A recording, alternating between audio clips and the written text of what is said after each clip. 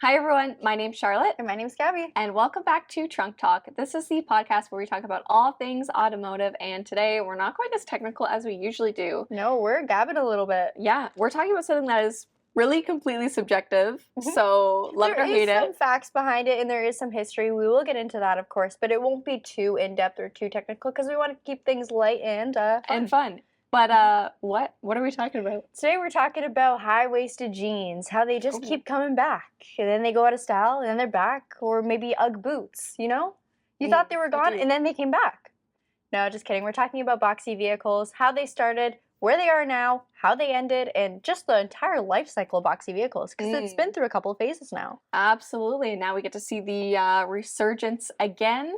So let's get into it.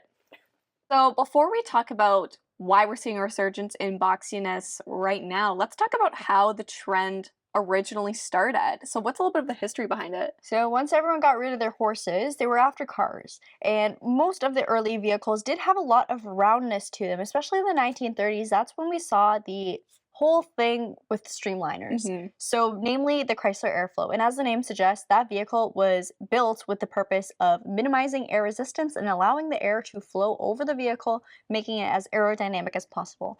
Or as aerodynamic as possible for that time.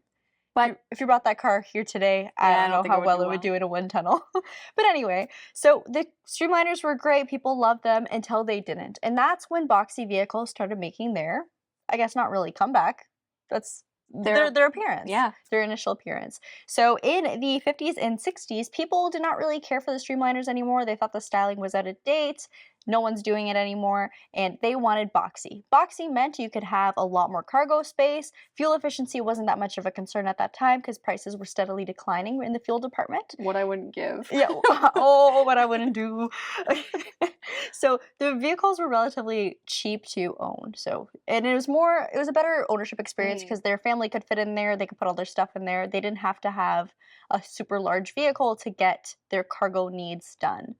So that was where boxiness sort of started here in North America. It was already a little bit popular in the European market, but we'll save that for later. Yeah.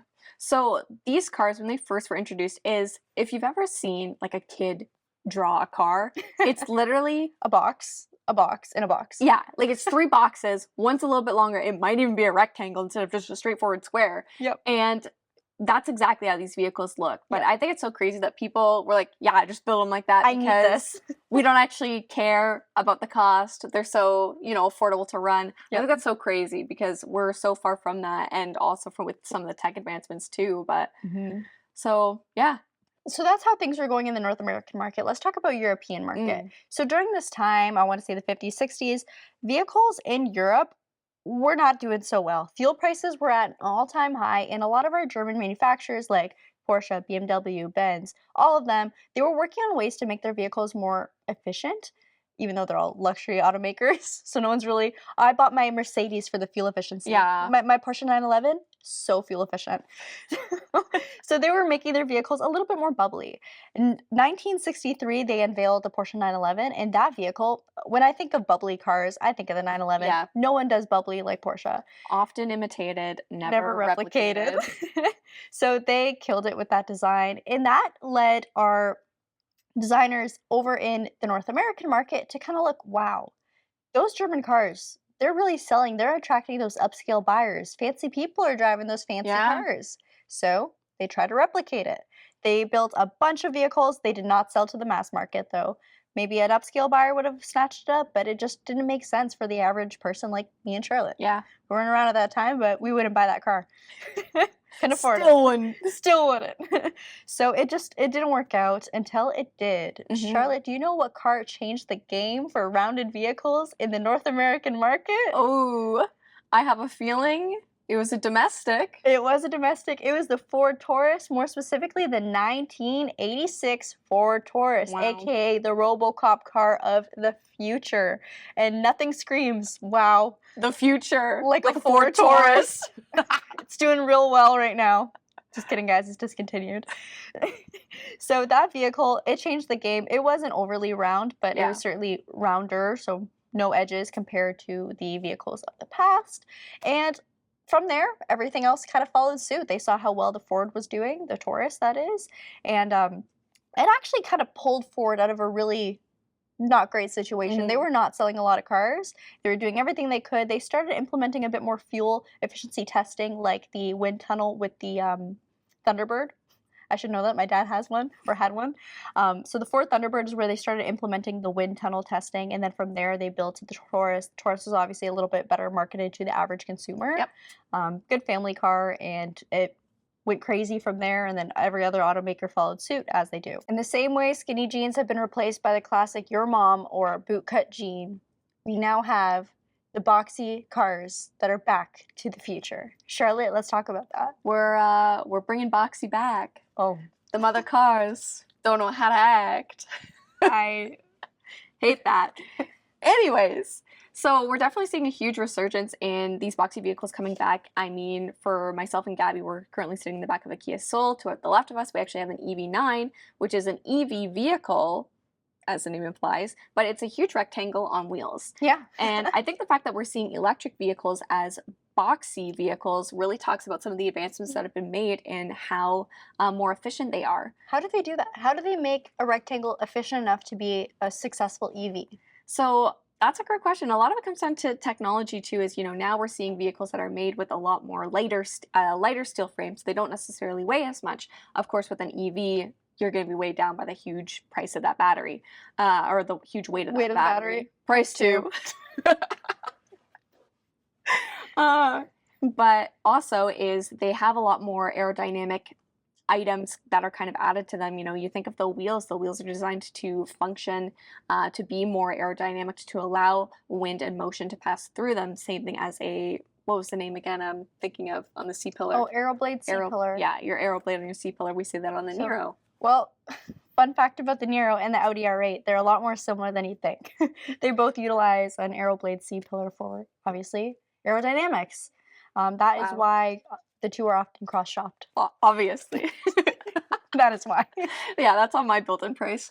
But I think that that's really interesting. And a huge boxy vehicle that the media has picked up a lot about, and this is a gasoline, is going to be the Hyundai Santa Fe. Ooh. The redesign of the Santa Fe. That thing is a rectangle. It gives Defender. It gives Ford Flex.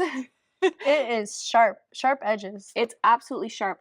But something that is so interesting is, even though that is so boxy, is it has a lower coefficient of drag than the previous model. Yeah, that is nice.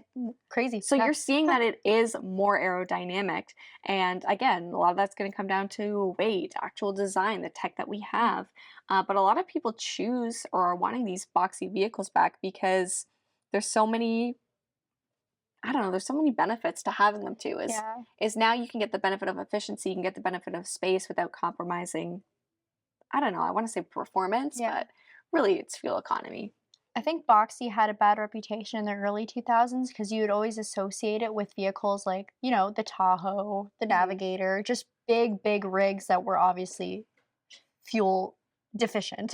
They were not the average vehicle. You'd only get them if you were a baller or if you had a massive family and a van was not your thing. Yeah. So it didn't make sense. And now we can finally get a vehicle of that shape, size almost, and it's fuel efficient or it's a full EV, which is crazy. Now, some of the other benefits of boxy vehicles that people have loved back then, and now we really get to reap the benefit of, is going to be the interior space. Oh yeah. Is a lot of these vehicles, and with EVs, you know, Kia, Hyundai, and Genesis, they're built on the EGMP platform, which is a skateboard style platform. So it's completely flat in the center. That's where the battery lies. So in these boxy vehicles is really you get a modular cabin floor because there's so many different configurations. And in some of the gasoline versions too, we're seeing you can change, you know, to have a 6 or 7 seater configuration. You can take a seat out, you can put a seat in, you can fold and go your cargo or your rear view. That way everything folds flat too.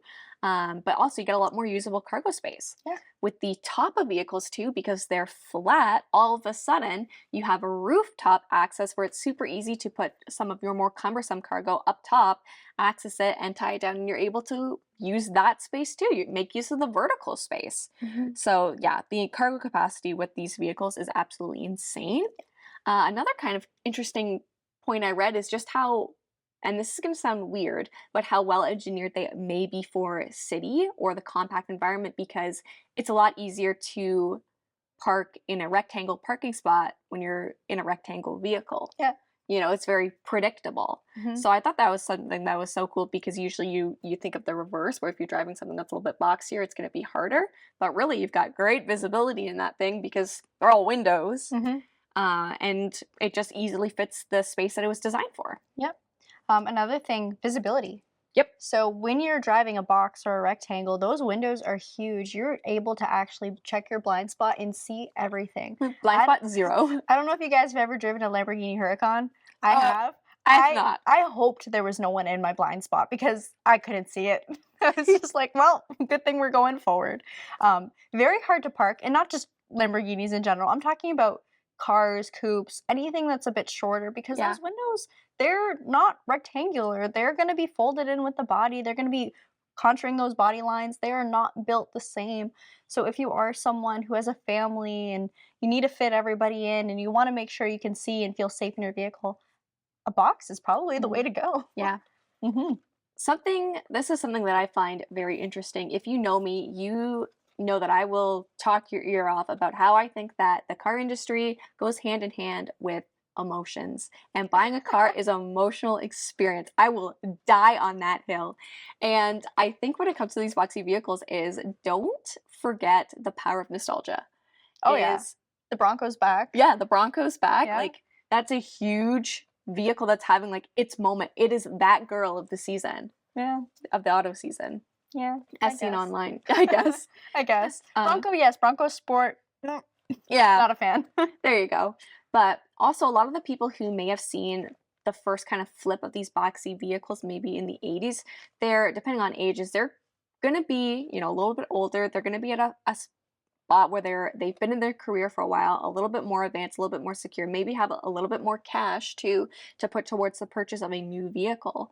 And maybe they're feeling nostalgic on their purchase, where they're just able to get like the new updated version that gives them, you know, those fun family memories. And they're like, hey, I had this vehicle when I was a kid and I had a great childhood growing up. I want to imitate that with the purchase of this new vehicle, this new same vehicle, boxy vehicle, and do that for my kids, you know? You know what's even better? There's so many heritage editions as well, too. So the Bronco had a heritage edition. The Toyotas also have their heritage editions. And that, I love that. I mean, I wasn't around for the original, but if I was and I had one, I would eat that up.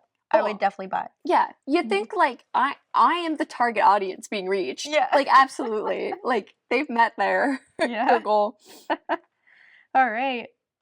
So that's about it for today's episode. If I leave you on one note, it's that our fun fact is it's hip to be square. Apparently. Confirmed. Trusted sources, Charlotte and Gabby, you heard it here first. Yeah, absolutely. Now, again, if you're watching this on YouTube, feel free to leave a comment down below, whatever you want to see next on our podcast. We want to talk about all things automotive. Keep it simple, make it complex. We're here for anything. If you're listening to this on wherever you listen to your podcasts, don't forget to rate it if you don't mind. A good one. A good one, please. Yeah, please.